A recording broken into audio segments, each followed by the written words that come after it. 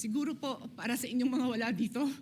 Pero para sa amin na nandito, napakaraming nangyari. Takot na takot po ako na kailangan ko na magpaalam sa mga anak ko. At yung staff ko, 2 pintuan ang pagitan ko sa putukan. Yung staff ko na si Claire, na 20 years na sa akin, nandun siya sa labas. She has a 12-year-old son.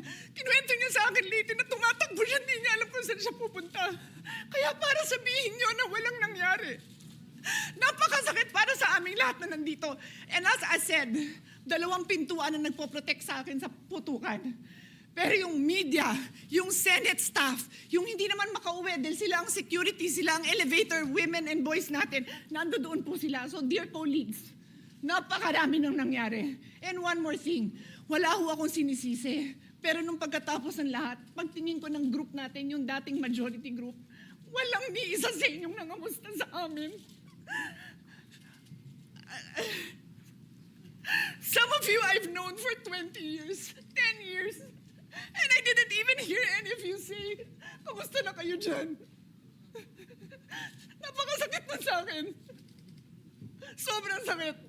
So yun lang ang masasabi ko. Yes, I am very ready to share my story, to ask questions. Pero kung wala ho kayo dito, huwag niyong questionin yung mga nangyari sa mga nandito. Dahil nandito kami, kasama ng staff namin, Senate staff. You have your own story. I respect that. But please respect my own story. Thank you.